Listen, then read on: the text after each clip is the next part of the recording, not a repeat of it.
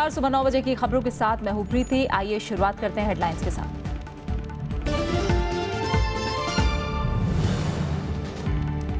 उत्तर प्रदेश में पहले दौर के चुनाव के लिए अधिसूचना आज। नामांकन का काम होगा शुरू। समाजवादी पार्टी और कांग्रेस में आज हो सकता है चुनावी समझौते का ऐलान।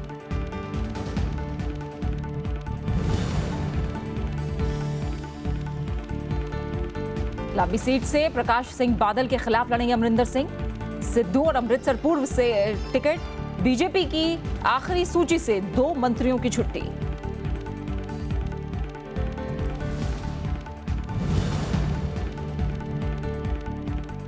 दिल्ली के मुख्यमंत्री अरविंद केजरीवाल को चुनाव आयोग का नोटिस। वोटरों को पैसे लेने के लिए उकसाने का आरोप। 19 जनवरी तक मांगा जवाब।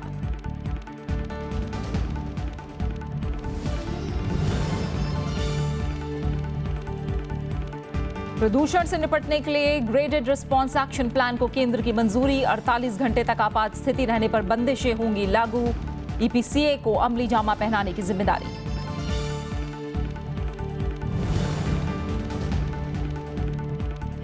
एनएसजी में भारत के प्रवेश पर चीन का रुख तल्ख। कहा, ओबामा को विदाई तोहफे के तौर पर नहीं दे सकते सदस्यता।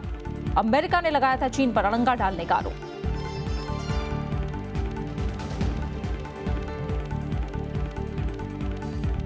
और बुलेटिन में सबसे पहले चुनाव से जुड़ी अहम खबरें।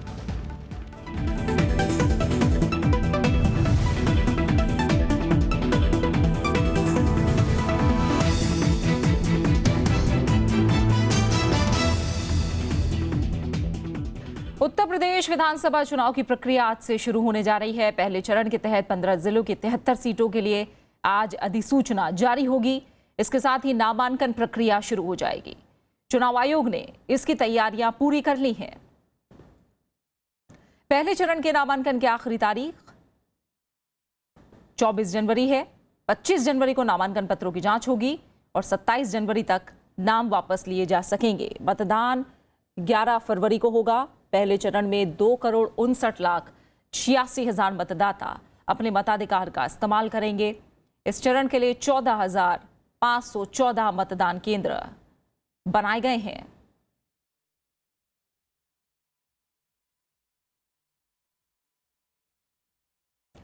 साइकिल का चुनाव चिन्ह और समाजवादी पार्टी का नाम अखिलेश यादव को मिलने के बाद महागठबंधन की तैयारियां तेज हो गई हैं, जिसका आज ऐलान हो सकता है। वहीं मुलायम सिंह यादव और शिवपाल यादव आगे की रणनीति पर चर्चा के लिए आज फिर बैठक करने वाले हैं।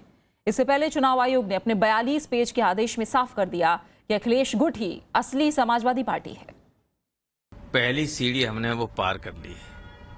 समाजवादी पार्टी अब हमारी है। राष्ट्रीय अध्यक्ष अखिलेश हैं और उनके नेतृत्व में उत्तर प्रदेश में दोबारा सरकार बनेगी।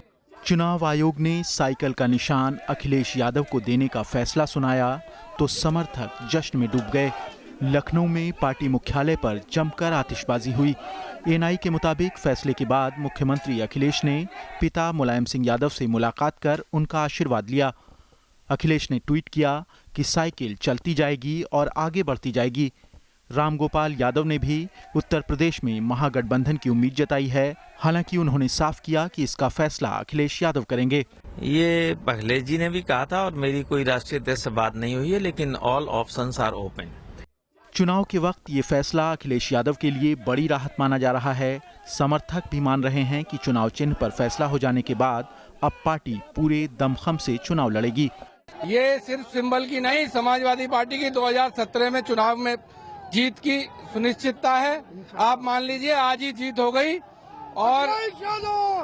और हम लोग जैसा कि पहले तय किया गया था कि नेताजी के संरक्षण में और माननीय अखिलेश यादव जी के हमारे राष्ट्रीय अध्यक्ष जी के नेतृत्व में भारी बहुमत से चुनाव जीत के आएंगे। संख्या बल में तो अखिलेश यादव पहले ही भारी नजर आ रहे थे, लेकिन चुनाव आयोग से साइकिल चुनाव चिन्ह का आवंटन के बाद अब ये बात साफ हो गई है कि राजनीति के दांव पेच में भी अखिलेश यादव ने पिता मुलायम सिंह यादव को मात दे दी है। इस फैसले को मुलायम सिंह यादव के लिए बड़ा झटका माना जा रहा है। फैसले के बाद शिवपाल यादव ने मुलायम सिंह यादव से मुलाकात की और आगे की रणनीति पर चर्चा की। आयोग ने मुलायम सिंह यादव और अखिलेश गुट की दलीलें सुनने के बाद कहा कि अखिलेश यादव की अगुवाई वाला धड़ा ही असली समाजवादी पार्टी है। इलेक्शन कमीशन ने कहा कि एक तरफ तो मुलायम सिंह जी कहते हैं कोई स्प्लिट नहीं हुई और दूसरी तरफ अमर सिंह की चिट्ठी है रिकॉर्ड पे जो कहते हैं कि एक अखिलेश ग्रुप का स्प्लिंटर ग्रुप है, तो दोनों चीजें तो हो नहीं सकती।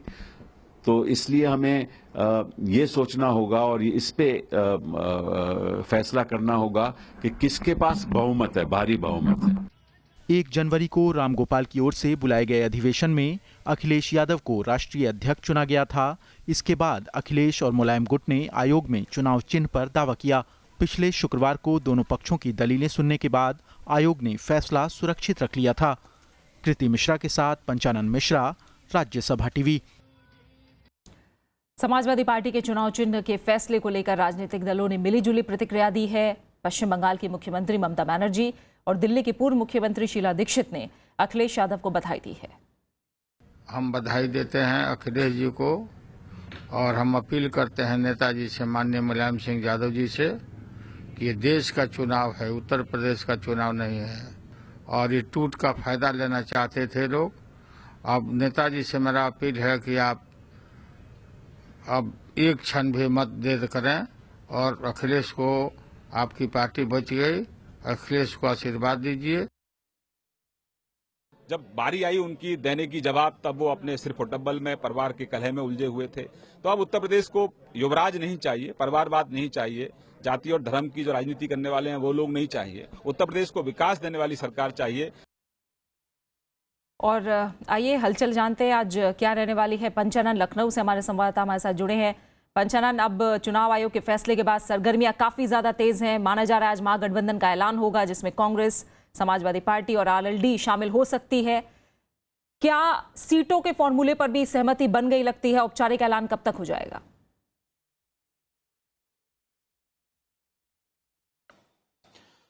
जी हाँ, देखिए ये जो कल का जो फैसला आया उससे कहीं ना कहीं अखिलेश गुट को ऐसा लग रहा था कि फैसला उनके पक्ष में आ सकता है। हालांकि ये बात सब खुल के सामने नहीं बोल रहे थे, लेकिन अखिलेश जिस तरह से कॉन्फिडेंट थे ऐसा लगता था, क्योंकि चुनाव आयोग का जो फैसला आप पढ़ेंगे उसमें भी ये साफ है कि मुलायम सिंह यादव को जो दावा करना चाहिए था चुनाव आयोग के सामने कि वो असली समाजवादी पार्टी है, ऐसा दावा उस ऑर्डर में आपको नहीं दिखता। तो अब बहरहाल बात अब आगे बढ़ गई है, यहाँ महागठबंधन की बातें हो रही हैं।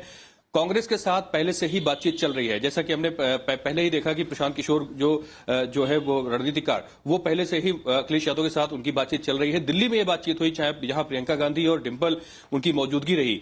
तो ये जो महागठबंधन का जो ऐलान है, ये अब एक कह लीजिए कि औपचारिकता है। बस ये है कि सीटें कितनी मिलनी है कांग्रेस को, 100 के आसपास बताई जा रही है, 90 to 105 ये सीटें हो सकती हैं। लेकिन महागठबंधन का ऐलान आज ही हो सकता है और आज ही अखिलेश यादव पार्टी का घोषणा पत्र भी जारी कर सकते हैं यहां लखनऊ में, क्योंकि आज पहला चरण के लिए नामांकन आज से शुरू हो जाएगा। 75 सीटें हैं पहले चरण में, तो उसके लिए भी सूची इनकी आ सकती है। तो आज काफी कुछ गहमा गहमी यहां लखनऊ में रहने वाली है और ये तीनों चारों चीजें जो है, चाहे मैनिफेस्टो हो या कैंडिडेट्स का ऐलान हो और चाहे महागठबंधन की बात हो, ये आज हमें यहां पर देखने को लखनऊ में मिल सकता है। प्रीति, दूसरा बड़ा सवाल पंचानन जाहिर तौर पर यह है कि अब मुलायम सिंह यादव क्या करेंगे, इसे लेकर क्या सरगर्मियां हैं?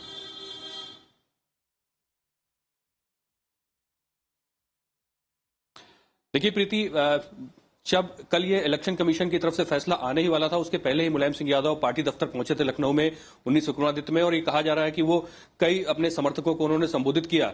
लेकिन आप जो यहाँ जो बड़े आलोचक हैं और जो बड़े राजनीति को विश्लेषण करने वाले हैं, उन्होंने एक बहुत अच्छा शब्द इस्तेमाल किया कल कि मुलायम सिंह जो है ऐसे बाजीगर हैं जो हारी हुई जब बाजी हार जाते हैं उसके बावजूद भी जीत उन्हीं की होती है। तो आप ये समझ लीजिए कि ऐसा बहुत संभावना रेयर है कि मुलायम सिंह यादव अखिलेश पुत्र अखिलेश के खिलाफ जाएंगे। हालांकि अभी कुछ कह नहीं सकते। आज शिवपाल और जो मुलायम का गुट है वो हो सकता है मीडिया के सामने आए और अपने अगले कदम का ऐलान करे। लेकिन जैसा कि हमने लालू प्रसाद यादव का अभी जो वर्जन सुना, उसमें साफ है कि अखिलेश यादव को मुलायम सिंह यादव आशीर्वाद देकर और पार्टी को आगे चुनाव में आगे बढ़ाएंगे, ना कि पार्टी को आगे पीछे ले जाने का काम करेंगे। तो ये निश्चित तौर पर कहा जा सकता है कि अब अखिलेश यादव आगे बढ़ेंगे और मुलायम सिंह यादव का उनको मॉरल सपोर्ट जरूर होगा। लेकिन अभी देखना होगा कि मुलायम सिंह यादव ने जैसा कल कहा था कि वो अलग चुनाव भी लड़ सकते हैं, तो क्या उस पर कोई बात आगे बढ़ती है, ये देखने वाली बात होगी। जाहिर तौर पर आज इन दोनों चीजों पर बड़ी नजर रहने वाली है। चुनाव से जुड़ी उत्तर प्रदेश पर खास नजरें होंगी महागठबंधन के ऐलान को लेकर, और साथ ही मुलायम सिंह यादव का अगला कदम क्या होता है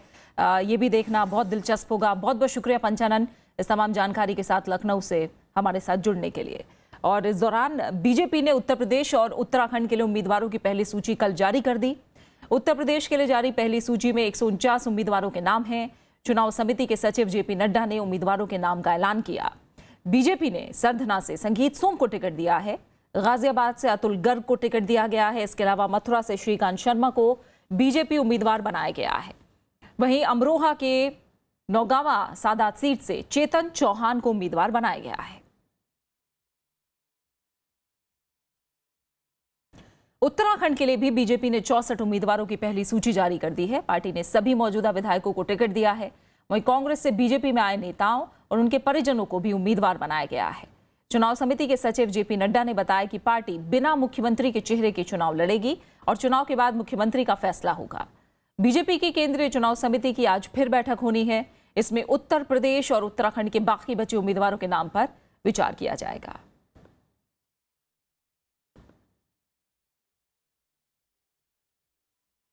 कांग्रेस उपाध्यक्ष राहुल गांधी ने प्रधानमंत्री नरेंद्र मोदी पर आरबीआई जैसी संस्थाओं को कमजोर बनाने का आरोप लगाया है। उत्तराखंड के ऋषिकेश में सोमवार को पार्टी कार्यकर्ताओं को संबोधित करते हुए उन्होंने केंद्र सरकार को गरीब विरोधी करार दिया। राहुल गांधी ने कहा कि नरेंद्र मोदी की छवि और उनके कामों में विरोधाभास दिखता है। ऋषिकेश में कांग्रेस कार्यकर्ताओं को संबोधित करते हुए पार्टी उपाध्यक्ष राहुल गांधी ने प्रधानमंत्री नरेंद्र मोदी पर निशाना साधा। उन्होंने नोटबंदी, आरबीआई की स्वायत्तता के मुद्दे पर सरकार की जमकर आलोचना की। पॉलिसी बनाओ तो बंद कमरों में बनाओ, बिना किसी से पूछे बनाओ, 1 मिनट में बनाओ, कोई फर्क नहीं पड़ता। ये 2 विचारधाराओं की लड़ाई है। राहुल गांधी ने खादी ग्रामोद्योग के कैलेंडर विवाद मामले में भी प्रधानमंत्री पर तंज कसा। यहां सीने में 3 गोली खाएं, इस झंडे को यहां फहराने के लिए, उसको नरेंद्र मोदी जी ने परे कर दिया। कहते हैं इनकी कोई जरूरत नहीं है और नरेंद्र मोदी की फोटो आ गई। राहुल गांधी ने आरोप लगाया कि नरेंद्र मोदी डराने की राजनीति कर रहे हैं। साथ ही केंद्र सरकार की हर नीति को गरीब विरोधी करार दिया। उन्होंने केंद्र सरकार पर 1 रैंक 1 पेंशन के मसले पर वादा खिलाफी का भी आरोप लगाया। एक तरफ जहां वरिष्ठ कांग्रेसी नेता पार्टी का दामन छोड़ रहे हैं, ऐसे में राहुल गांधी ने कार्यकर्ताओं से अपील की है कि वो घर घर जाकर लोगों को जागरूक करें। ऐसे में देखना दिलचस्प होगा कि राहुल गांधी की इस अपील का कार्यकर्ताओं पर कितना असर पड़ता है। कैमरामैन संतोष यादव के साथ नवविक्रम सिंह, राज्यसभा टीवी, ऋषिकेश। कांग्रेस ने पंजाब विधानसभा चुनाव के लिए 6 और उम्मीदवारों की सूची सोमवार को जारी कर दी। पार्टी ने प्रकाश सिंह बादल के खिलाफ लंबी सीट से लड़ने की अमरिंदर सिंह की मांग मान ली है और उन्हें यहां से उम्मीदवार बनाया है। अमरिंदर सिंह अपनी परंपरागत सीट पटियाला शहर से भी चुनाव लड़ रहे हैं। कांग्रेस में शामिल हुए नवजोत सिंह सिद्धू को अमृतसर पूर्व से उम्मीदवार बनाया गया है, जबकि परगट सिंह को जालंधर कैंट से टिकट दिया गया है। इस तरह कांग्रेस ने पंजाब की कुल 117 में से 114 सीटों पर अपने उम्मीदवार घोषित कर दिए हैं। पार्टी को 3 सीटों मानसा, लुधियाना पूर्व और अमृतसर दक्षिण पर उम्मीदवारों का ऐलान करना बाकी है। पंजाब में नामांकन का कल आखिरी दिन है, जबकि 4 फरवरी को मतदान होना है। कांग्रेस में शामिल हुए नवजोत सिंह सिद्धू ने पंजाब की अकाली बीजेपी सरकार की जमकर आलोचना की है। उन्होंने राज्य में नशाखोरी के लिए बादल सरकार को जिम्मेदार ठहराया। इधर सिद्धू पर पलटवार करते हुए अकाली दल ने उन्हें अवसरवादी करार दिया है। जब बादल के तख्त गिराए जाएंगे और ताज उछाले जाएंगे, कुर्सी खाली कर, पंजाब की जनता आती है। कांग्रेस में शामिल हुए नवजोत सिंह सिद्धू सोमवार को पहली बार मीडिया से मुखातिब हुए। खुद को पैदाइशी कांग्रेसी बताते हुए उन्होंने राज्य की अकाली बीजेपी सरकार को चुनौती दी। उन्होंने कहा कि वो सारी पोल जनता के सामने खोलेंगे। कैप्टन अमरिंदर सिंह के साथ रिश्तों को लेकर सिद्धू ने कहा कि राजनीति में मतभेद होता है, मनभेद नहीं। 2 देशों के रिश्ते सुधर सकते हैं टेबल के ऊपर, तो हमारे नहीं सुधर सकते क्या? अगर लालू जी नीतीश जी के साथ इकट्ठे हो सकते हैं तो क्या यार हम नहीं हो सकते भाई? सिद्धू ने पंजाब की बदहाली के लिए अकाली दल को जिम्मेदार ठहराया। उन्होंने राज्य में ड्रग्स की समस्या और भ्रष्टाचार का मुद्दा उठाया। सिद्धू ने कहा कि राज्य में नशाखोरी की समस्या राजनेताओं की वजह से है। ये क्यों बिकता है सिर्फ पंजाब में? क्योंकि पंजाब में पॉलिटिशियन, पुलिस जो कुटपुतली बना दी गई है और ड्रग पेडलर इनका नेक्सस है। सिद्धू के आरोपों का जल्द ही अकाली दल की तरफ से जवाब आ गया। मुख्यमंत्री प्रकाश सिंह बादल ने सिद्धू को अवसरवादी नेता करार दिया। वो कांग्रेस के हाथ में बिक चुकी है उन्हें, और कांग्रेस समझी है कि अकाली दल एक पार्टी है या बीजेपी मिलके हमारे कहीं पांव नहीं लगते, इसलिए इनके खिलाफ झूठे इल्जाम लगाओ। कौन नशा कौन कर सकते, ये बदनाम पंजाब को बदनाम करते।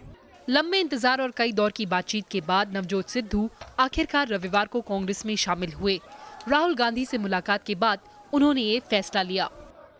सिद्धू जमकर कांग्रेस की पिच पर खेलने को तो तैयार हैं, लेकिन उनकी भूमिका क्या होगी ये चुनाव परिणाम ही तय करेगा। सिद्धू की लच्छेदार भाषा भीड़ तो इकट्ठा कर सकती है, लेकिन देखने वाली बात होगी कि क्या वो इस भीड़ को कांग्रेस के लिए वोट में तब्दील कर सकते हैं। दिल्ली से कैमरामैन शिव कुमार के साथ कृति मिश्रा, राज्यसभा टीवी। बीजेपी ने पंजाब विधानसभा चुनाव के लिए बाकी बचे अपने 6 उम्मीदवार भी सोमवार को घोषित कर दिए।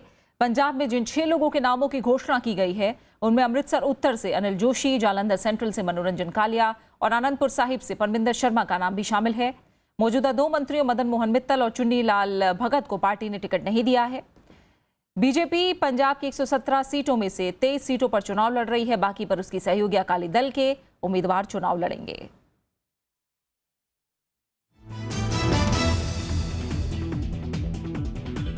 और खबरें जारी है, लौट रहे हैं एक छोटे से ब्रेक के बाद।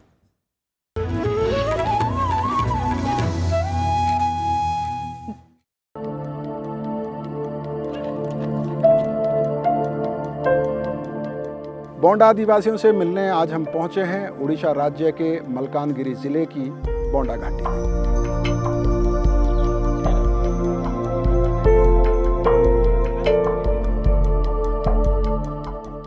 बोंडा आदिवासियों की शिक्षा, स्वास्थ्य और रोजगार के लिए जो काम किए जाने थे, क्या वो काम हुए?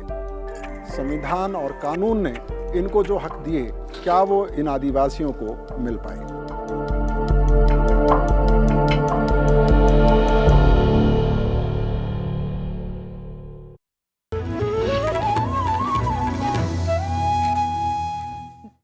प्रधानमंत्री कार्यालय ने रोज वैली चिटफंड घोटाले की जांच को लेकर सीबीआई को कोई निर्देश नहीं दिए हैं।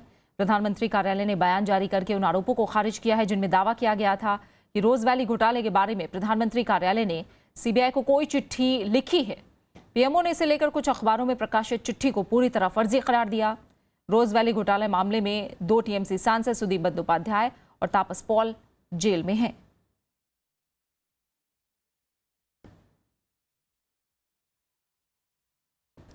सीबीआई प्रमुख के चयन के लिए प्रधानमंत्री नरेंद्र मोदी की अगुवाई में कल 3 सदस्यीय पैनल की बैठक हुई।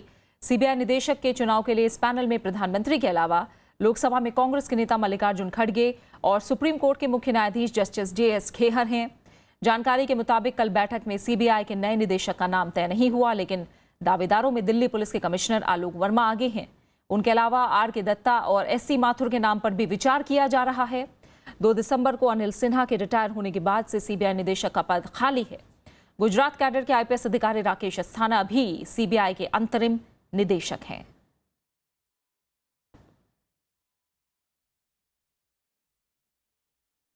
दिल्ली में आज से रायसीना डायलॉग का दूसरा सालाना सम्मेलन शुरू होने जा रहा है। कूटनीतिक चुनौतियों और साइबर सुरक्षा से जुड़े सम्मेलन का उद्घाटन प्रधानमंत्री नरेंद्र मोदी करेंगे। सम्मेलन में 65 देशों के 250 प्रतिनिधि हिस्सा लेंगे। भारत की ओर से विदेश राज्य मंत्री MJ अकबर हिस्सा लेंगे। इसके अलावा देश विदेश की कई जानी मानी हस्तियां भी शिरकत करेंगी। सम्मेलन 19 जनवरी तक चलेगा।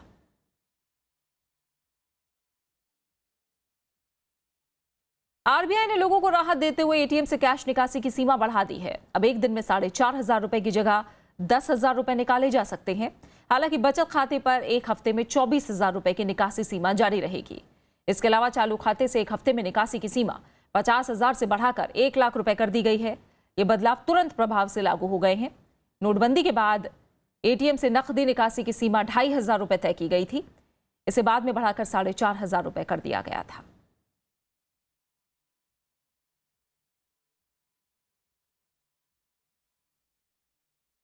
सरकार ने GST लागू करने की समय सीमा बढ़ा दी है। वस्तु और सेवा कर 1 अप्रैल की जगह 1 जुलाई 2017 से लागू होगा। GST परिषद की कल हुई बैठक में केंद्र और राज्यों के बीच अधिकार क्षेत्र को लेकर गतिरोध सुलझ गया है। बैठक के बाद वित्त मंत्री अरुण जेटली ने कहा कि 1.5 करोड़ रुपए से कम टर्नओवर का 90% टैक्स असेसमेंट का अधिकार राज्यों के पास होगा। वहीं 1.5 करोड़ रुपए से ज्यादा टर्नओवर में केंद्र और राज्य सरकारों की बराबर की हिस्सेदारी रहेगी। वित्त मंत्री ने बताया कि पश्चिम बंगाल के वित्त मंत्री के अलावा सभी राज्य इस प्रस्ताव पर सहमत थे।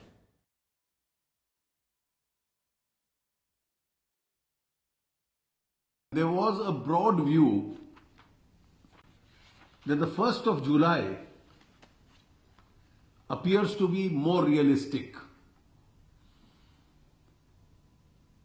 since it's a transactional tax.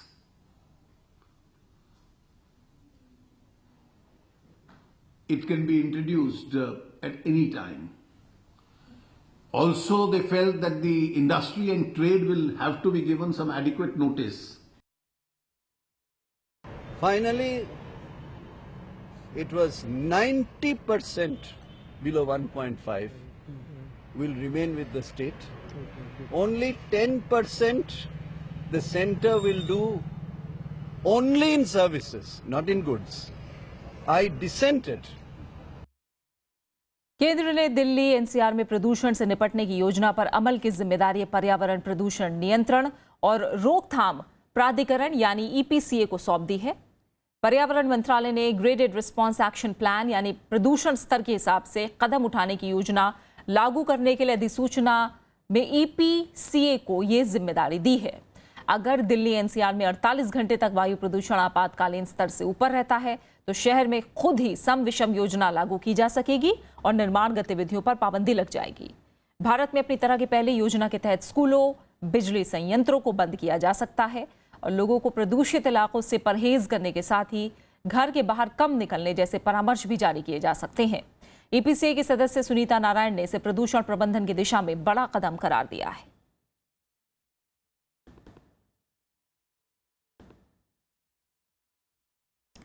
चुनाव आयोग ने आम आदमी पार्टी के संयोजक और दिल्ली के मुख्यमंत्री अरविंद केजरीवाल को आचार संहिता के उल्लंघन के लिए नोटिस जारी किया है। केजरीवाल ने 8 जनवरी को पार्टी की रैली में लोगों से कांग्रेस और बीजेपी से पैसा स्वीकार करने और वोट आम आदमी पार्टी को ही देने की बात कही थी। आयोग ने केजरीवाल को बुधवार तक अपना जवाब देने के लिए कहा है। गोवा में एक दौर में 4 फरवरी को मतदान होना है और वहां 4 जनवरी से आदर्श आचार संहिता लागू है। इस साल अमरनाथ यात्रा 29 जून से शुरू होगी। जम्मू कश्मीर के राज्यपाल और अमरनाथ श्राइन बोर्ड के अध्यक्ष NN वोहरा की अगुवाई में कल बैठक में यह फैसला लिया गया। दिल्ली में हुई इस बैठक में यह भी तय किया गया कि इस साल यात्रा 48 दिन के बजाय 40 दिन की होगी और ये सावन पूर्णिमा के मौके पर 7 अगस्त को खत्म होगी। बोर्ड ने श्रद्धालुओं की सुरक्षा और सुविधाओं के मद्देनजर भी बैठक में चर्चा की।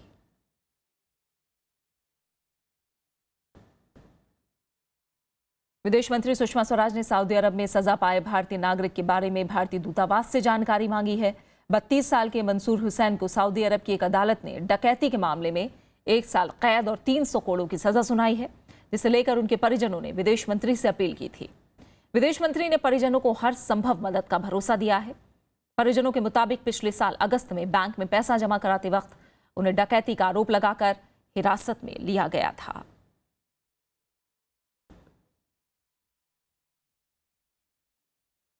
चीन ने भारत की एनएसजी की सदस्यता के मुद्दे पर फिर तल्खी दिखाई है। चीन ने कहा है कि भारत के लिए ओबामा प्रशासन को ये विदाई तोहफे के रूप में नहीं दिया जा सकता है।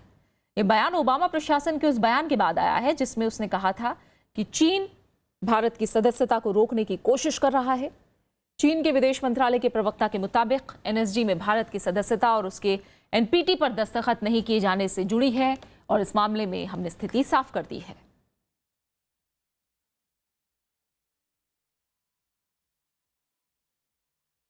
वर्ल्ड इकोनॉमिक फोरम यानी विश्व आर्थिक मंच का 47वां वार्षिक सम्मेलन कल स्विट्जरलैंड के दावोस में शुरू हो गया। हालांकि इसकी औपचारिक शुरुआत आज होगी। सम्मेलन में भाग लेने के लिए भारत की ओर से अलग अलग कंपनियों के 100 प्रतिनिधियों का दल दावोस पहुंच चुका है। केंद्रीय मंत्री नितिन गडकरी और निर्मला सीतारमण भी सम्मेलन में हिस्सा लेंगे। इससे पहले कल शुरुआती सत्र में सभी तरह की संस्थाओं के प्रति लोगों का भरोसा कम होने पर चिंता जताई गई और सरकारों को ज्यादा जवाबदेह और जिम्मेदार बनाने पर जोर दिया गया।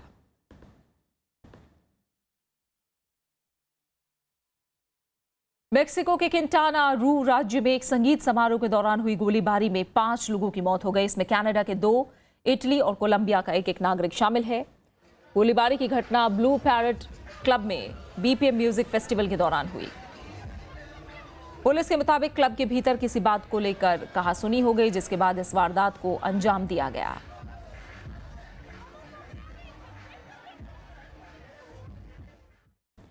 और आइए अब बात करते हैं खास शख्सियत की। महल, पाकीज़ा और रज़िया सुल्तान जैसी सफल फिल्मों के निर्देशक और निर्माता कमाल अमरोही की आज जयंती है। साथ ही कमाल साहब बेहतरीन गीतकार, पटकथा और संवाद लेखक भी थे। संगीत और कलात्मकता उनकी फिल्मों की जान होती थी। आपके पाँव देखे बहुत हसीन हैं, इन्हें जमीन पर मत उतारिएगा, मैले हो जाएंगे। फिल्म पाकीज़ा का ये यादगार डायलॉग कमाल अमरोही की कलम से निकला था। उन्होंने बेहद चुनिंदा फिल्में की, लेकिन जो किया पूरी तबीयत और जुनून के साथ। मुझे ये मंजूर है, लेकिन वो तख्त मंजूर नहीं जिसके पाए अनारकली के जनाजे पर रखे हूं, वो ताज जिसकी कलकी में खुद मेरा ही दिल पैवस्त हो, मुझे मंजूर नहीं। 17 जनवरी 1918 को उत्तर प्रदेश के अमरोहा में जन्मे कमाल साहब की पहली सुपरहिट फिल्म पुकार थी। फिल्म महल के जरिए कमाल अमरोही ने निर्देशन में कदम रखा।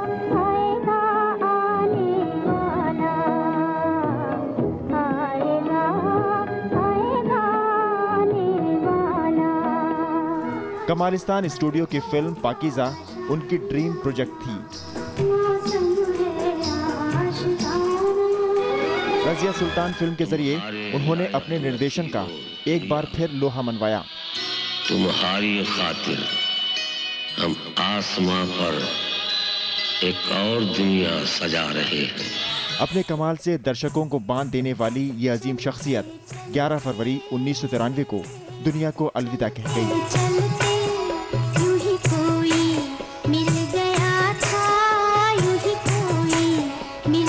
Report, Rajya Sabha TV.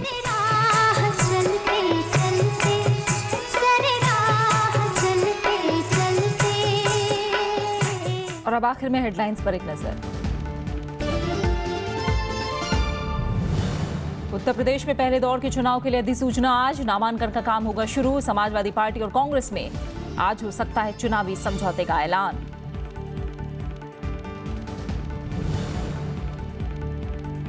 लांबी सीट से प्रकाश सिंह बादल के खिलाफ लड़ेंगे अमरिंदर सिंह।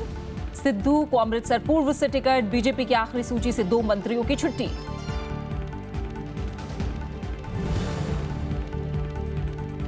दिल्ली के मुख्यमंत्री अरविंद केजरीवाल को चुनाव आयोग का नोटिस। वोटरों को पैसे लेने के लिए उकसाने का आरोप। 19 जनवरी तक मांगा जवाब।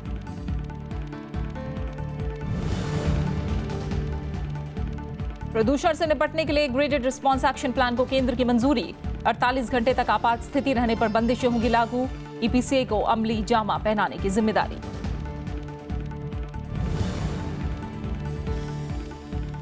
एनएसजी में भारत के प्रवेश पर चीन का रुख तल्ख। कहा, ओबामा को विदाई तोहफे के तौर पर नहीं दे सकते सदस्यता।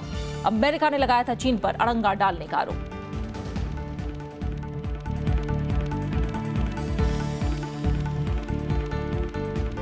फिलहाल सुबह 9 बजे की खबरों में मेरे साथ इतना ही। आगे देखिए देश देशांतर। नमस्कार।